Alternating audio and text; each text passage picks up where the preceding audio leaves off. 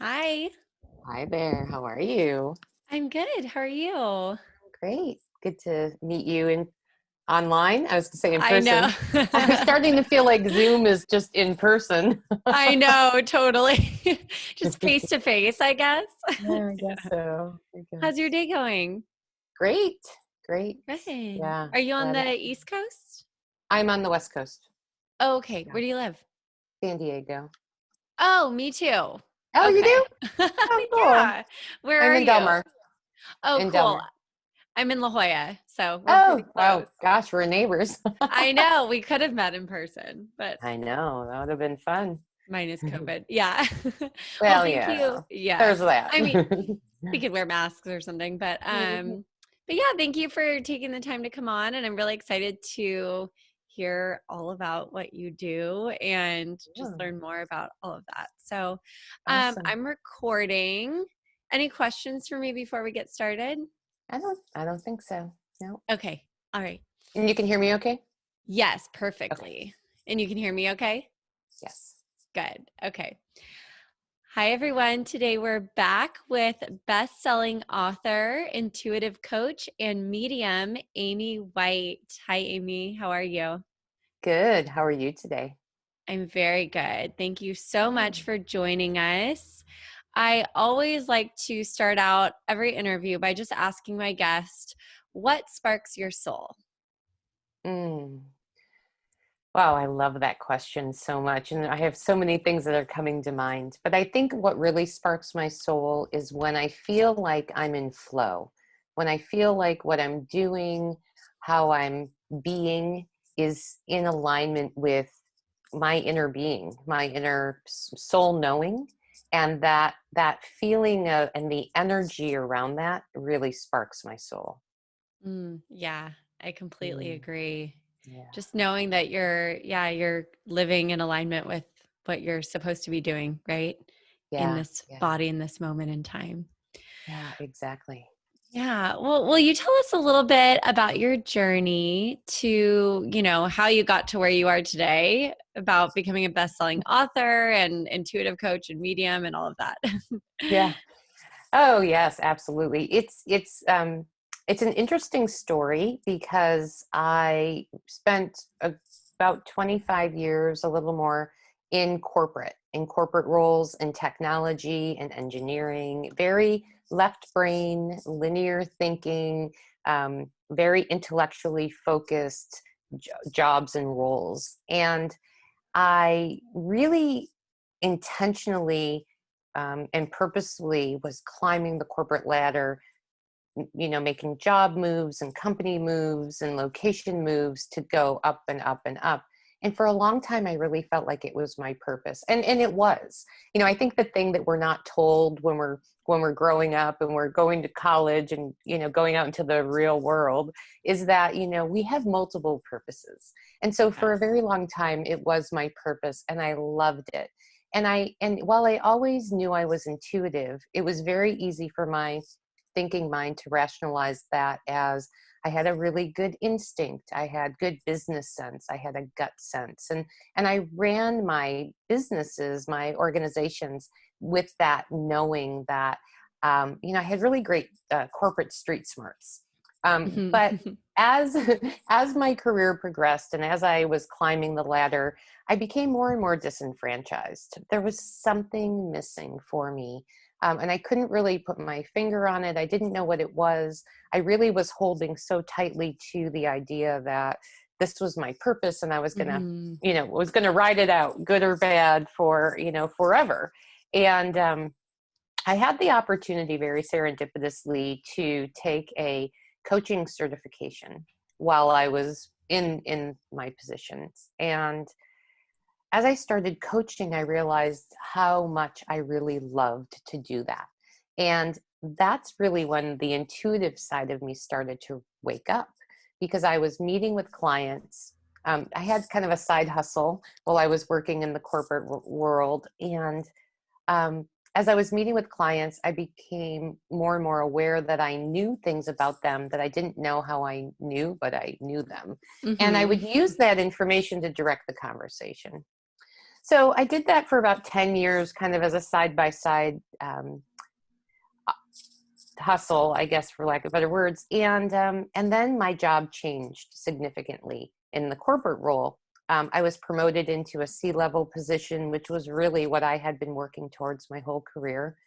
And it was that moment where I got to the top of the ladder and realized that the ladder was really against the wrong wall.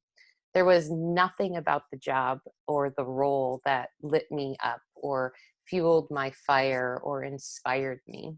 And so through a number of pretty significant crises situations, I made the very big and bold decision to quit. no, no safety net. I just knew in my soul was calling me, pulling me, yelling very loudly at me that it was time to make a change. And Yeah. as I said, there were a number of crises personally for me that led up to this moment of realization that Hmm. I had to make a change. And as soon as I did, the floodgates opened. I knew that because I really loved coaching, I was going to go into this coaching business and start my own practice. And then the opportunities to write, both co-author a book and then write my own solo book, and travel and teach and coach all unraveled very quickly, or unfolded very quickly for me Hmm. after I made that choice.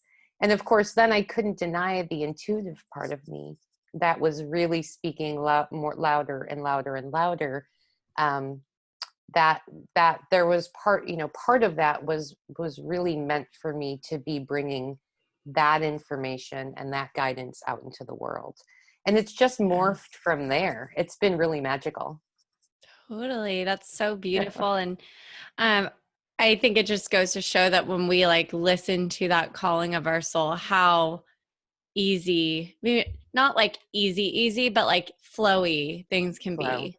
It's Yeah. not I necessarily going to be like easy, but it's like natural for things to just come in and keep building on top of each other and unfolding, as you Exactly. said. Yeah. Exactly. And it really is, like, I use the term floodgates, but I felt like I was being pushed from behind, like with a fire hose. And it was scary, and there were bumps in the road. And I was really like starting from the very beginning, like from the ground up. And yet it did feel ease and flow, Hmm. and when I kept my thinking mind out of, how crazy it was for me to have, quit my job and just launched into this idea. When I was able to sort of subdue that chatter, I really did recognize the ease of the Yeah. decision and everything that came after. Yeah. Would you say that those crises that you went through, that was like your soul yelling at you? Yes, absolutely. I think that many of us have been through it where, in hindsight, we can go, oh, that was my soul whispering. That was my soul talking, a little bit louder. That was my soul kind of shaking me. I had a few times where the megaphone had to be like in my ear before I was like, okay. Yeah. It's not that I didn't hear it. It was that I had all of these reasons why, all these Hmm. shoulds, all these Hmm. obligations, all these belief systems about why I Hmm. was supposed to stay the course. And so it really took a big and a series of big changes in my life and crises to listen. And now Yeah. I tell the universe all the time, I don't need a crisis to hear the message. Like, I'm listening, I'm listening, I'm listening. Yeah. I'm listening. Don't worry. Yeah, yeah, yeah. And I know Yeah. pretty quickly when I'm not, when I'm in resistance. It's the universe with me is pretty self-correcting. If I start to veer or push against, I know right away. I have that awareness now, but it wasn't, um, or it was because of this whole series of events that I was able to really tune in deeper to the way that my soul speaks to me, so that I didn't have to get to the point where things were really falling apart to hear what was being, spoken to me and how I was being called forward. Yeah, yeah, absolutely. And yeah, I've definitely been screamed at in the ear with a megaphone a few times. And I think what that all really comes down to is like, I, again, like you said, like those belief systems, but also attachment and like attaching to things. When in reality, it's like everything's always going to change in our lives. So if we can practice that, letting go and that not attaching to things or people or situations, um, usually we won't have to be like screamed at quite as loud by the universe Hmm. because we'll be able to Hmm. let go a little bit easier. I agree. I agree. And I also, in the work that I do, I'm very well aware that sometimes we have to come to the understanding of something in a pretty quick time frame for whatever reason. And so it doesn't mean that the megaphone or the crises or the challenging dark nights of the soul aren't going to happen. But one of the things for me especially was that I had a belief system that I needed to get to a crisis point before I could make a change. Like there was something Mm, about that whole holding on, that attachment to what I believed was my course, my path. mhm. And it was very hard for me to veer from it easily, Yeah. and so it was like there was something in me that recognized that crisis was the thing that like broke the ground out from under me, and then okay, I would finally kind of let go of resistance and then start building. So I know that those things can still happen, but I also know that that's not my desired way. I don't need it that way anymore. Yeah. Yeah. I love that. It's like we can choose how we want to be awoken, kind of, right? Yeah, absolutely. Yeah. Yeah. Yeah. Um, Maybe we should talk a little bit about Reiki because I'm also Reiki certified. I'm not a Reiki master, but I feel as though when I got into Reiki and was able to really tap into energy a lot easier, that it kind of had this went hand in hand with getting more in tune with my intuition, Mhm. right? Mhm. Yeah, same for me. I do practice Reiki and energy healing. I do offer that as one of my services, but it was really that breadcrumb, that next step for me to tune into my own inner wisdom in a different way. I Mhm. had not even realized that I had been doing energy healing since I was a child. Like I remember putting my hands on my dog when it wasn't feeling good, or even coming up behind my mother and, just touching her and somehow knowing that there was some kind of energy being, transmitted, but didn't really fully understand it. And then Yeah. I was just led again very serendipitously to Reiki, and it was that one of the big pivot points for me of really starting to embrace the healer in me, and the way that my soul was wanting to be a partner with me in bringing healing out into the world. Hmm. Yeah. Yeah. So, would you recommend that everybody try to get a Reiki training or to do a Reiki training to get in tune with that? I know I don't think we're all meant to be like out there being healers, but I believe that it would just be incredible if everybody was a bit more in tune with their energy and their intuition and all of that. Yeah, absolutely. And I mean, one of the things that I'm super passionate about is teaching people how to tune into their intuition and to start listening Hmm. to their inner knowing without the need for so much external validation. I think Yeah. Reiki is a great option for people that are interested in tuning in a little bit more, especially if they feel called to a hands-on practice or modality. But it's so unique. I think that there are as many ways as there are people to find what is really resonant Yeah. for each person that will lead them down that path. It's really about intentionality. It's that moment where we each say, I'm I'm really interested in learning more about how to come into this partnership with my soul knowing, with my intuition, Hmm. and then allowing life, source, the universe to present the opportunities that are in most alignment with each person. So Yeah. Reiki, may be an option, but there's so many other ways of coming into that contact that it has to be a really unique um, calling for each Yeah. person, for it to really be something that they can come into alignment with and form that partnership, because that to me is the ultimate purpose. Yeah, absolutely. And I love that you point that out because yeah, we all come from the same source, but we're all different energy and we've all had different experiences in this human life and in Yeah, past lives and all of that. So we're all going to different people are going to need different things to really tap in, like you said. yeah, Do you, absolutely. even though with that being said, do you have um specific practices that you recommend to people when they if they first come to you and they feel really disconnected from their intuition? Do you have specific things that you like to recommend to begin with that Yeah. people can maybe try from home? Yeah. Yes, completely, completely. In fact, one of the things that I think is so important and often missed in the discussion around connecting into intuition is the fact that our body, our physical vehicles, are really the biggest antenna to our inner knowing. Mm-hmm.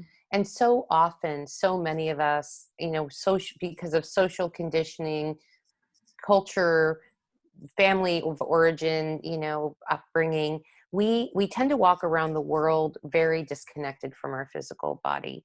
I found that I was even in that place, not so long ago, where I looked at my body as sort of outside of myself. It was Mm-hmm. like this really like, and it was always about like my body not doing this right, not thin enough, not smart enough, not strong Yeah. enough, like all of those things. And when I was able to really recognize that we're not here to transcend the human body or the human experience. I mean, we Mm-hmm. chose to come into these physical beings for the purpose of experiencing life in the physical, and Mm-hmm. all of the physicality around it. So often when we're denying that part of ourselves, we are denying the connection to our inner knowing.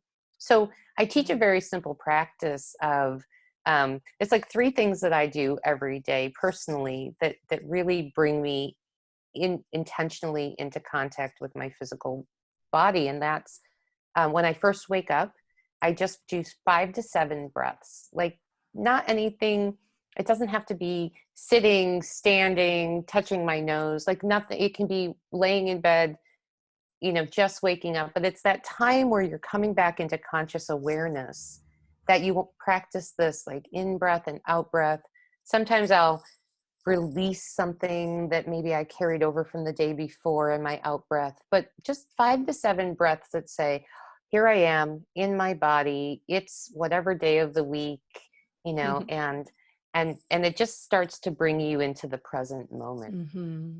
Yeah. And then when I roll out of bed, I put my feet on the floor and I stay there for a few minutes. And I really intentionally like feel my feet, put my attention on my feet, feel the outside, the inside, the heel, the ball of the foot. And I feel in my mind as though I'm dropping a pin. Like here, I am here. And so again, it's this Grounding. this Yeah. this other this next way of saying I'm here in my body in this moment, and it's really powerful. Like to me, not if I just for whatever reason don't get a chance to spend a couple of minutes doing that in the morning, it really I feel it. And then Yeah. before I actually like get moving in my day, I set an intention for the day. And I love to focus the intention not on like something happening, but more on a feeling. Today I want to look at everything that comes my way as an adventure, or I want everything that I taste to have a sweetness about it, or that type of thing, like just the feeling that I want to carry through my day. And it's in that very short, and we're talking like 5 to 7 minutes. Yeah. Like it's very short practice. And of course, if I have a meditation practice and a journaling practice that I can tack on, but it's really in that moment where I start to come into contact with my physicality And from there, I can start to nurture the relationship with my intuition, with my inner knowing. Yeah, absolutely. Yeah. And I love that. I mean, just so simple and doesn't take a long time, but I think we humans like to overcomplicate things and think that we Mhm. need to do this like crazy meditation and journaling practice, which I do every morning, but it's again, it doesn't have to be long. It can be short, and you can just do the first half if that's like if you really have somewhere to be that day or whatever, you wake up late, um but taking that time to really just get grounded and connected is so Yeah. important. It Yeah. is. It is. And it opens up the channel Yeah. to your intuition. And the more you practice, it's like building a muscle. The more you practice that coming into contact. Like I find that I don't just do it in the morning. Like I do it all day long, especially if Hmm. something happens which just makes me wobble a little bit, or if I'm feeling anxiety about something, or even if I catch myself sort of playing a scenario over and over in my mind, I'm able to quickly come back to that place of like, drop the pin, come into my body, and the feeling of connectedness is so palpable and so loving that it makes it Hmm. very easy to just keep coming back to that place. Yeah. I love that drop a pin. I've never thought of it that way. I always think like roots and that kind of a thing, Mhm. but the pin is like, whoo, I'm here. Yeah, it's like you are here, like on a map, right? You are Yeah. here. Yeah. Yeah. I love that. That's so Hmm. cool. Yeah, I know it feels so good too. Yeah, I'm gonna try that one for sure. Cool. I would love to talk more about, mediumship and what that looks like when you have a reading with somebody and um, sharing messages with. I read on your email, like sharing messages with those who have crossed over and how it can create space for people to have like deep healing and inner peace and love and Mhm. forgiveness and all of that. Because I mean, I've seen in my life and in people that I love and clients, just how, when we lose someone, it can be so painful and it can be really, really hard for people to move on. So that's so powerful that you have that ability to help people through that. Yeah, it's one of the things that I do in my work that feels the most profound, and I have such deep appreciation for being able to do it. And Hmm. I'll share kind of as an aside, it was also one of the areas that I told Source over and over I wasn't going to do. I'll channel, I'll do the intuitive, coaching, I'll do the intuitive readings. I'm not talking to dead people. And I really had about a 3-year with Source where I was like, I'm not doing it. And then, it kept coming back, and I'm like, okay, but Hmm. it has to look like this. And I have to know that I can set these boundaries, because one of the things for me is that I didn't want to walk around the world, this wide open channel, where every time I met someone, I was also meeting all their transitioned friends and family. And it felt to me, even in the considering opening myself up to do the work, that there was a line of souls that just wanted to be able to come through and communicate and have their say. And so I finally came to a point where I felt like I could set the appropriate boundaries spiritually, energetically, to be able to do the work. And it's been so fulfilling for me. And I believe it makes me feel like I'm a clearer channel, because I Hmm. actually have the ability, instead of just allowing the soul to come in, I actually dial the soul up. So when I'm doing a reading and somebody comes to me and they want to connect to someone specifically, it really is like a phone call. I connect into that soul to see if they're wanting to come through. And then it sort of, I feel it's a little bit of a cut to the chase process too, where there isn't this guessing game of like, I'm feeling this certain energy and I think it's this name. And Hmm. that's great, but for me it's like, who do you want to talk to? Let's go right there. um, Yeah, I love and that. I have learned from doing this work for so long and doing so many readings, that when people come in and they say, even if, and I can sense that they want to connect with someone specifically, but they'll say, oh, just tell me who's around. Well, then, because I don't use my rational thinking mind to say, I think they really want to talk to grandpa or Yeah. mom, I say, okay, spirit, show me the biggest energy in the room. And then that's who I channel through. But often it's not the person that the client wants to hear from. And Oh, they usually do get a good reading, but yeah. it's, again, it's like, oh, that's so interesting. I've had cases where, a high school friend came through for a client, and she hadn't thought about this person for 20 years, and at the end she said, I really wish that I had connected with my grandmother. And I'm like, yeah, Oh. that's, but your grandmother wasn't the biggest energy here. So So what do you it's a think? really interesting Yeah. process. Yeah. Why do you think like someone like that would choose to be the biggest energy that comes in?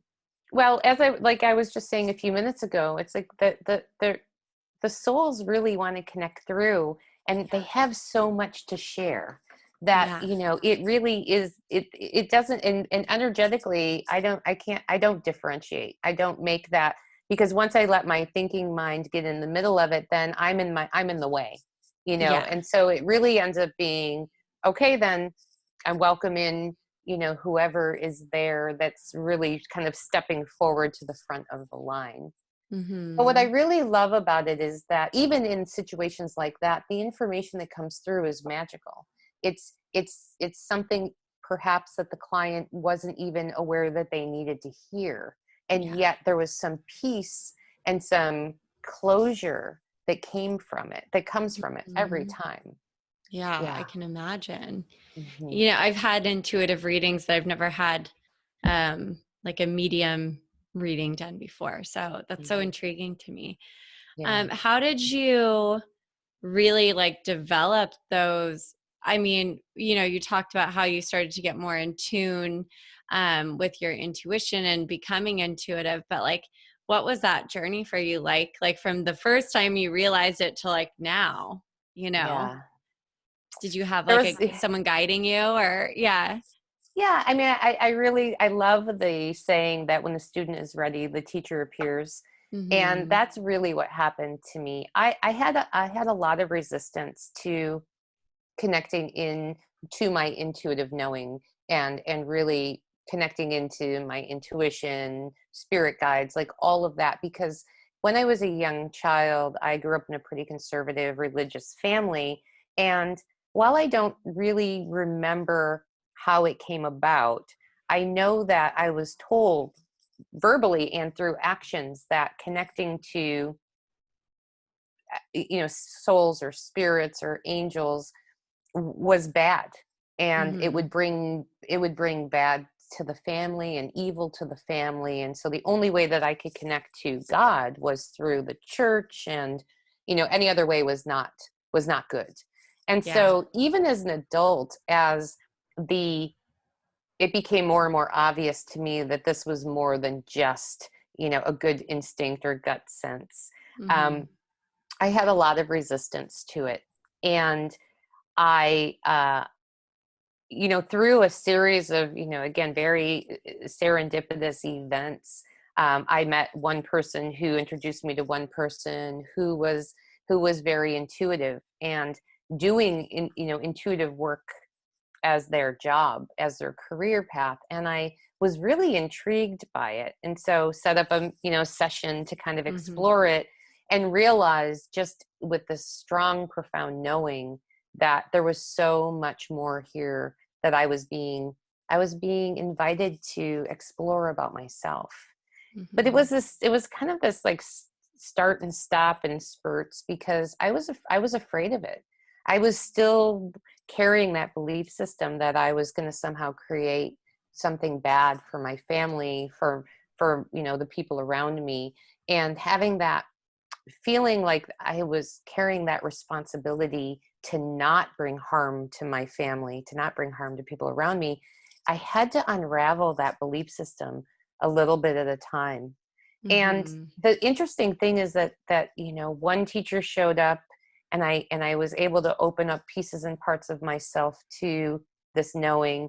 And then another teacher would show up that would I would explore other areas, but most of this was not like courses where I learned techniques and tools. It was really about me clearing my debris, my stories that were blocking me, the things that were that I was holding on to really tightly, that I was Yeah. attached to, that were in the way of me expanding my own awareness. And so Mm-hmm. that's really how I came to do this work. And then the more open I became, the more I was just shown, you know, the language, the signs and symbols, the ways to connect. And Mm-hmm. actually the mediumship started with the coaching practice, because as I said earlier, I would start to know things about my clients that I wasn't sure how I knew. I Yeah. also would start to get people showing up that were the client. So if a client said to me, I really wish my dad could be here to see me now, all of a sudden the dad would come through. And all I could think of was like, if I could, I don't know how to even say this, and I never did for a long Yeah. time, but I'm like, their father is standing behind me. And all I Yeah. could say was, he really is proud of you. Like, because I could Mm-hmm. feel it, I could hear it, but I couldn't, I wasn't ready at the time Yeah. to say that. Yeah. That would be like a really, yeah. Yeah. Could you like see them, or you could just feel their like energy and their presence and I hear feel, them? And yeah, it's both, but it's not like yeah. seeing with my eyes. But Yeah. I get images, and I always feel like it's in the back of my head. Like there's somewhere in the back of my brain where I can like tune in and see. Because when I'm doing a reading, I can describe how a person looked. Sometimes they'll show up in the way that they looked, prior to their transition, but sometimes they'll show up in a younger version of themselves. It's really interesting how it happens. But Yeah. my biggest teacher was my grandmother, because after she passed, and we were close friends. Yeah, she's just my heart. Mhm. She started showing up around me after she passed away, and it was so organic. I'd be driving down the highway, and she would be all of a sudden I'd know she was sitting in the seat next to me, or I would be in the kitchen doing dishes, and I would just feel her presence there. And then she would Mhm. start to show me little bits and pieces of her life, and my life and her life. And I built the trust in it through working with her, as she showed me more and more. And then as these souls would show up in ways around me, I was able to use my experience with my grandmother and translate it into the work that I do with other people. Oh, that's so beautiful. That just made my Mm, heart like, ooh. yeah. And she is still around me all the time. Like, Yeah. and especially the last, I don't know, couple of months, it's pretty wild. Yeah. Yeah. I had an experience. I mean, this is like, yeah, it's still a lot, but I had an experience recently where started seeing like this angel in white around me a lot. So Hmm. that's been interesting because I've never really seen anything before. So, Yeah. um, Yeah. I don't know what's going to happen with it, but I think it goes to show that if we really tap in and start to do all of this work like you did, it's like, who knows Mhm. what's going to show up and like what kind of gifts can open up for us, right? Right. Yeah. Absolutely. And what's really beautiful, like even in the experience that you're just sharing, is that you get to choose. So you can engage or not. How do you Mhm. feel about it? Are you interested in maybe forming more of a relationship with this being? Mhm. Then you can put it out there in your mind and in intention, and just say, all right, I want to learn a little bit more about you.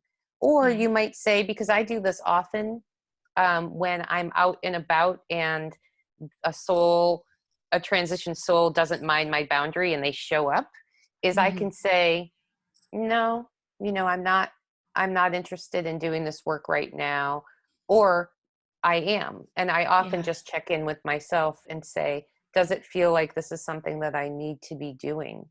And I can tell you, a dozen or 2 dozen times I've done readings from the back of an Uber, you know, Yeah. because it just, you know, I checked in and my soul was saying, no, this is really important for you to do. And so, Yeah. but it's really, we get to, you know, we get to decide how much gas we give, you know, the car, right? You know, Hmm. do we feel like we want to explore it more? Then we set that intention to start to explore it more. Yeah. It's so beautiful. It doesn't happen to us, right? It's, we No. have control over how we want to experience those types of connections. Yeah. So Yeah, magical. I love it. it is. It is. I Mm. have a friend who was actually on the show, like last year, a while back.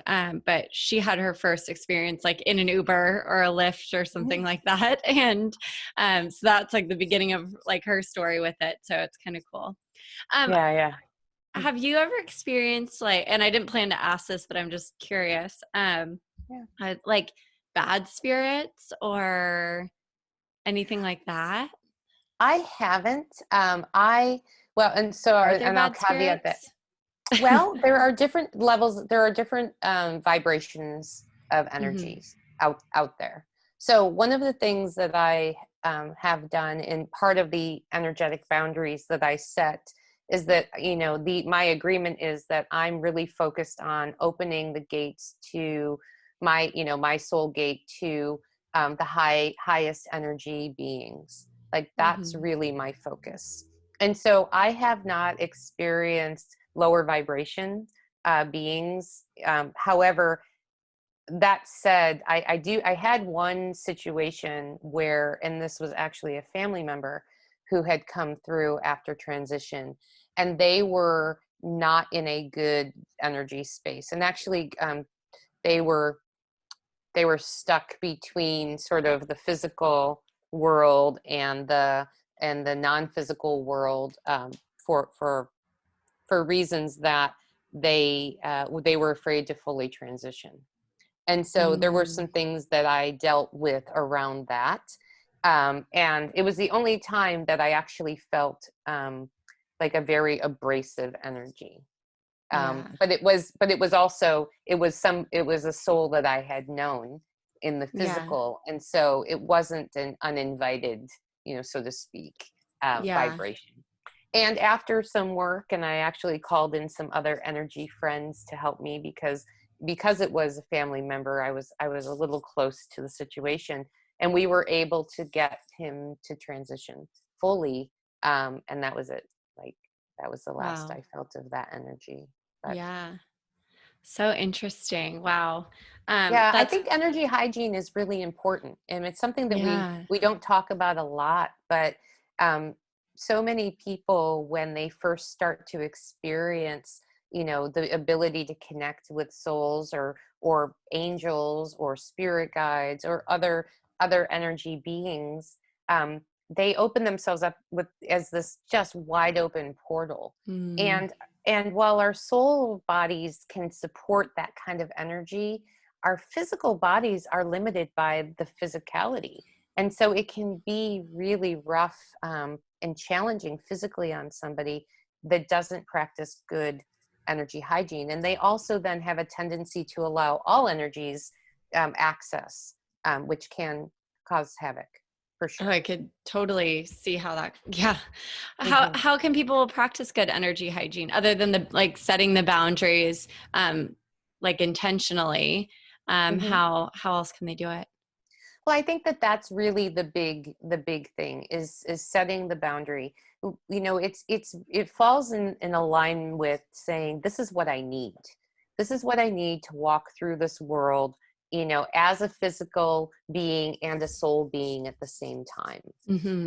And deciding what those needs are, again, back to the earlier conversation, it's so unique and personal for each person, but it really is the intention to say, I want to be as open as in my highest, but not so open that I am, you know, just walking around taking on everybody's energy, both here in the physical and in the non-physical. A lot of Yeah. times what I'll coach my clients to do is a little practice with their chakras.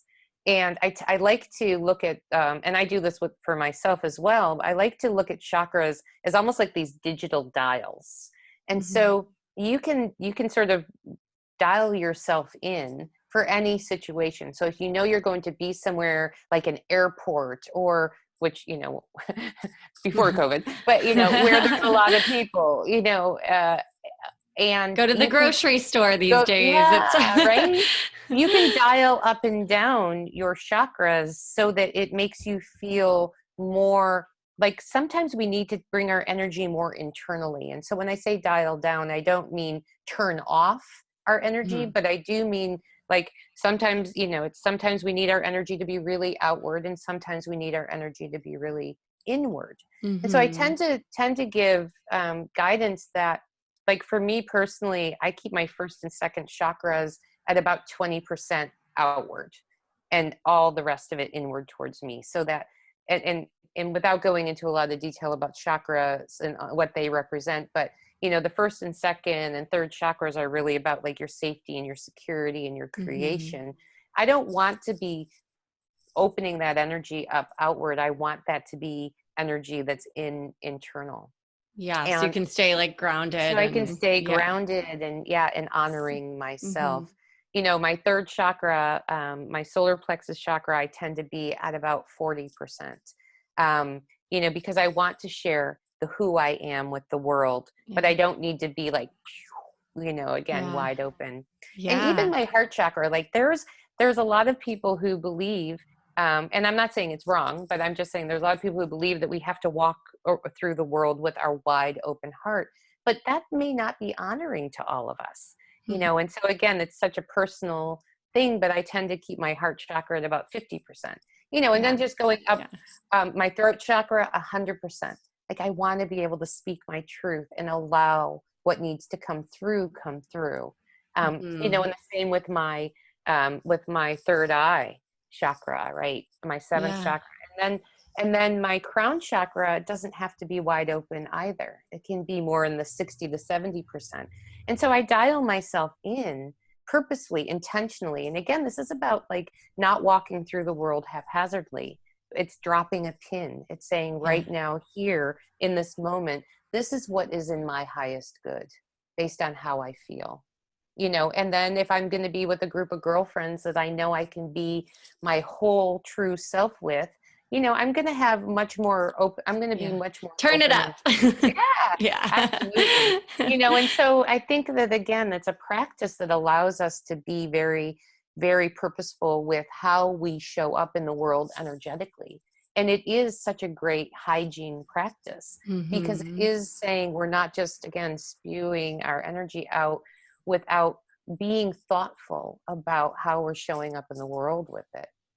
And at least, again, Yeah. this is how it's been shown to me and what Yeah. works for me. So I think, again, there's so many different ways that people can walk around the planet. So it may not work or resonate for some people. Yeah.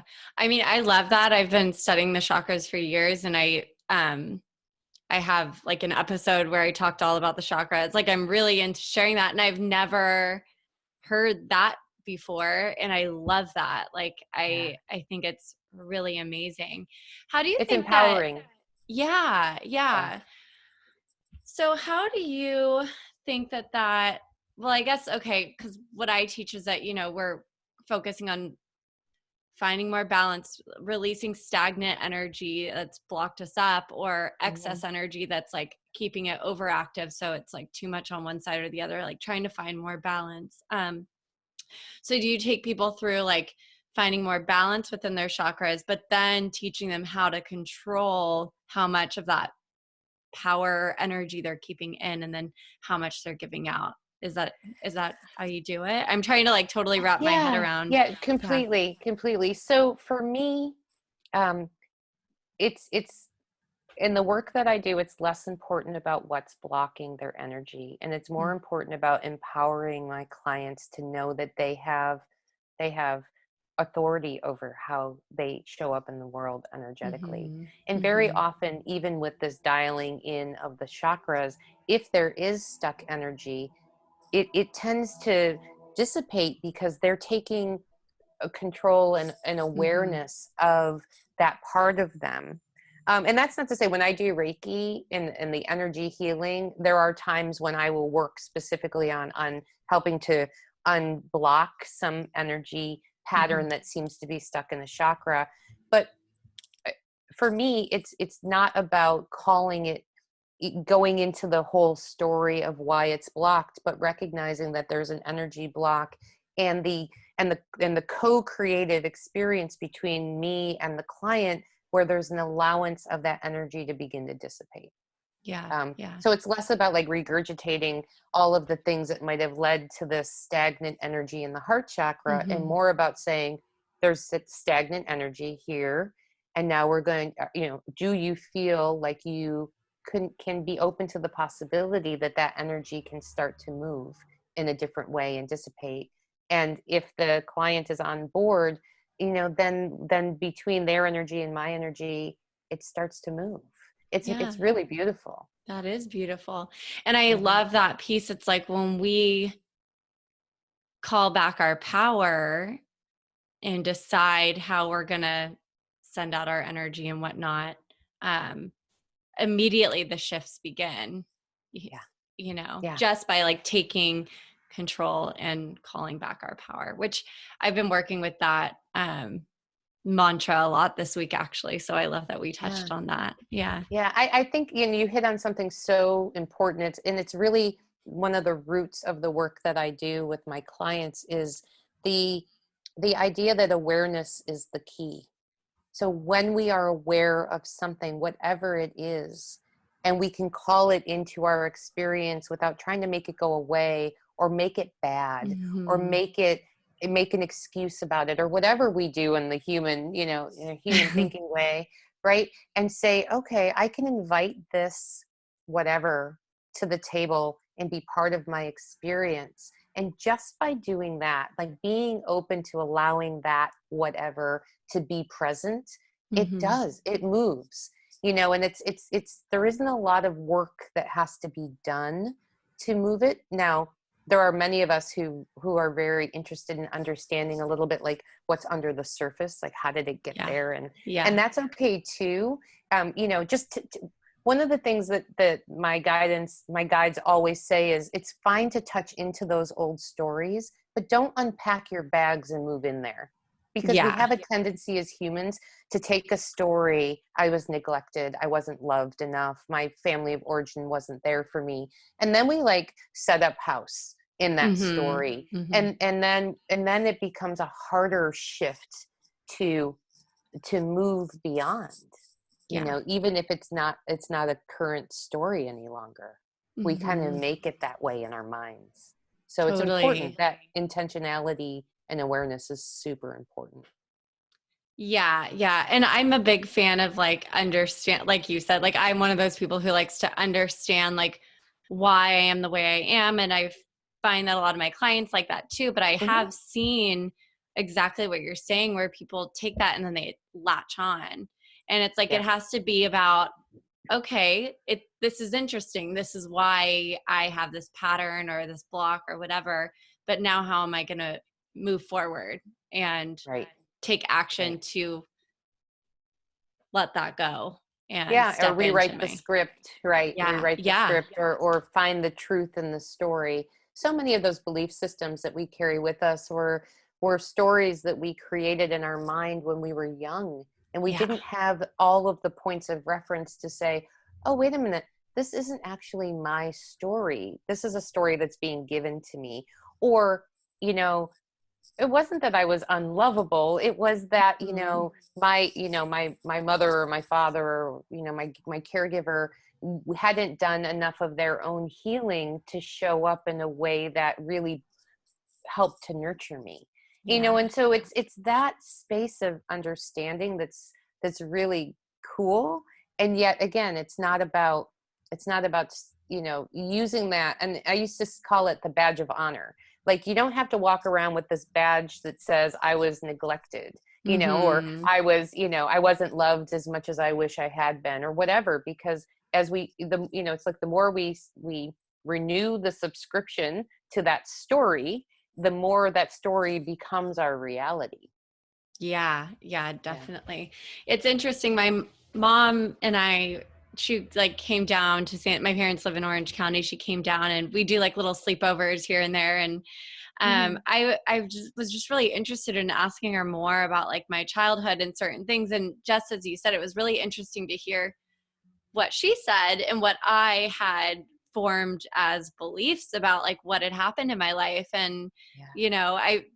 yeah, so exactly what you're saying. I recently just had that experience of realizing like, okay, you know, that didn't actually happen the way that I thought it did, Right. Yeah, exactly. which is very freeing in itself. Completely. And then the rewriting of that script can happen from there, right? Just Yeah. organically. Because it's like, okay, well, if that's not true about me, then what is my truth? Hmm. Oh, I am lovable. Oh, I am smart. I tell the story all the time about how I had a ninth grade math teacher who told me I just couldn't do math. And I literally carried that belief through Hmm. into adulthood until one day I Hmm. was doing statistics like in my head for something in my job, and I was like, hey, I'm doing math. I Like could do math. I can do math, and then I had to kind of look back and say, oh, now I can see that I wasn't learning it maybe in the same way that other people were learning it, or maybe I wasn't understanding it in the way that she was particularly teaching it, but it didn't mean that I couldn't do math. It meant that I learned math differently. Yeah. And so but that story, I just took it and I'm like, okay, I can't do math. And I really held on to it for a long time. And so then you wonder, like, and that's kind of a silly simple example, but then you wonder, like, and for me personally, I was like, okay, well, how many other stories were handed to me like that I just accepted as my truth when they weren't my truth? Yeah. Yeah. And that's and then again, back to that awareness. You have the awareness, then suddenly it's like, oh, wait a minute, I've always been able to do that. Hmm. So you can let that go and then Yeah. see what comes in then to expand you in that, knowing that there's parts of you that do have a deeper understanding and a more magical understanding than Yeah. maybe you gave yourself credit. Totally. Yeah. And with that, I think it's important for us to also just have awareness of like how big of an effect our words can have on Yeah. someone's life and like what, especially, kids, they're really taking in the world and all of that. But I, I think of stories that, I had, issues with my body image and disordered eating for years because someone told me I was heavy when I was in cheerleading and I was like 13 years old. It's like that awareness for ourselves, but also for how we're showing up in the world and how we speak and communicate with people, and how even if we can see the littlest thing and it can affect them negatively for years. So Yep. that's Yep. just kind of like Yeah. a side thing that I took No, from it's that. powerful. Yeah. And words are powerful. Yeah. For sure. Yeah. Yeah.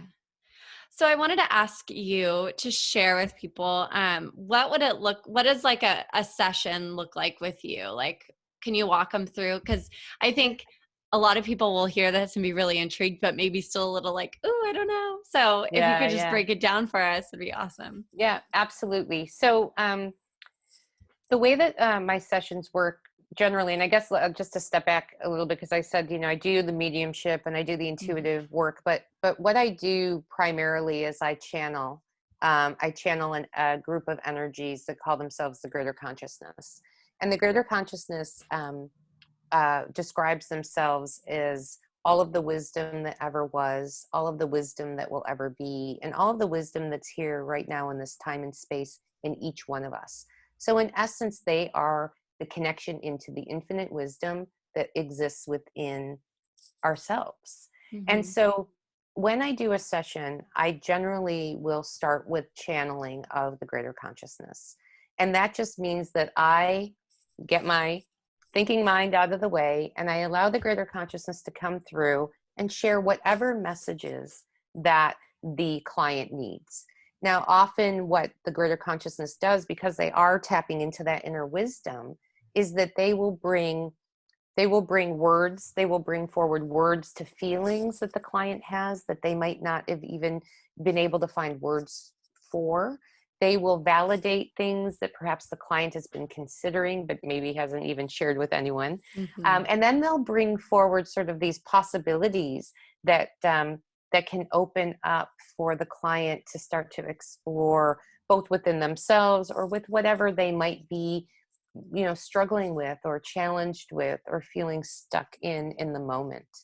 And so that's generally how each session flows, where I will let the greater consciousness come through. The client can ask any questions at any time that they want. And then if there's other needs such as mediumship um, or very specific coaching type things. Like some people who come to me really want tools and techniques and process. So I pull forward sort of the coaching aspect of the work that I do and start to put some things in place that they can then leave the session to go off and practice and then, come back and work it more like an ongoing coaching relationship. So it really depends on what the client is coming into the session with the intention of gaining deeper understanding about.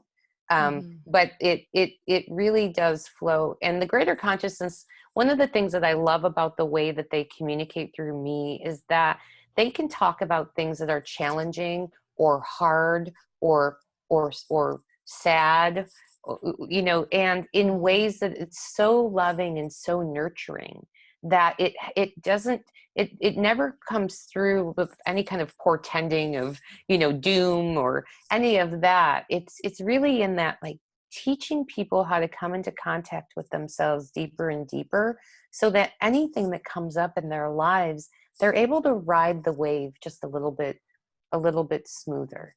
Yeah, Mm-hmm. it's really beautiful. I mean, every single time I do a session with a client, I get something out of it, just Yeah. energetically. It's one of those things that's so magical about being able to do the work. Yeah, that sounds so beautiful. And I'd love to do a session with you. Like I've mentioned, I've had sessions with intuitives before, and kind of like you were saying, it's always so comforting and validating and guiding, Yeah. like I always come out of it feeling like, okay, I'm validated in these aspects. And like now I'm more clear on maybe certain things that I have not been so clear on. So I think it's Yeah. like so beneficial. It is, and I think too, especially in the validation, and there are some that will say, "Oh, you never want external validation. You want to learn only how to, validate yourself internally." And I think again, it goes back to that we're here in this human experience and the soul experience at the same time, Mm-hmm. and validation is great feedback, because as things that you've been considering or thinking about or just kind of floated through your mind, maybe even in the hours before the session with Mm-hmm. me, when you it gets validated, then you start to go, oh, I'm seeing how I am hearing my soul, because I didn't tell anybody these things, and yet the greater consciousness brought them to the surface, so that I can know that this is how my inner being is communicating with me. So to Yeah. me, that's one of the biggest, magical things that happens during a session, is that I can experience the aha moments with the client where they go, that just came into my mind this morning during my meditation, or I was driving my car and, driving my kids to school, and I had this thought pop in, and now you're talking about it. And it's that magic that happens where they go, okay, so next time a thought pops in that way, Yeah. I can now begin to trust that that's my soul speaking to me. So I think it's so Mm-hmm. important, and I Yeah. do, I will have readings myself, with other intuitives, because I think it's really important to, be able to have that same kind of experience for me. Yeah, Yeah. definitely. Hmm. Yeah, and for me, like a lot of the validation too has come from like being on my path that I'm on. And I think we can touch on this a little bit more, like for anyone on their path, but like being on a path and like feeling like I feel this calling, and it's hard. It's not an easy path, it's hard. but I just know it's what I have to do. But then it's like nice to have the validation from spirit saying like, you are doing what you're supposed to be doing, you know, like Yeah, having someone else completely. like channel that through. Yeah, absolutely. No, I agree 100%. 100%. I think that there's so much value in it. You know, Yeah. and as I said, in the opportunity for each of us to then start to really ingest that validation and start to work more and more with the messages that are coming up for us, you know, Mm-hmm. individually. So it's Yeah. just, yeah, it's just, I mean, magic is the word that comes up. Yes. I I love it, and I love it's such an honor and a privilege to be able to do that work and to be able to channel through those types of messages. Yeah, absolutely. Yeah. Well, thank you for all that you do. It's No, thank incredible. you. Where can people book a session with you, find your book, find you on Yeah. Instagram, website, all the things? Yeah, yeah. So my website is amywhite.co, and on there is all of the information about the different services that I offer. I also do group events online these days, but in person also. I do a monthly free channeling call for anybody who's interested in experiencing a channeling of the greater consciousness. And I leave time for people to question, you know, ask questions and get the greater consciousness to give some answers. Cool. Yep. So that happens monthly. I'm also on Instagram at MZ Amy White, Ms. Amy White. And I'm on Facebook at Amy White Medium. Amazing. Well, Yeah. thank you so much. This was Oh, so thank fun, and people are going to you. love it. And have a great rest of your day. Thank you. Thank you. You too. I'm just going to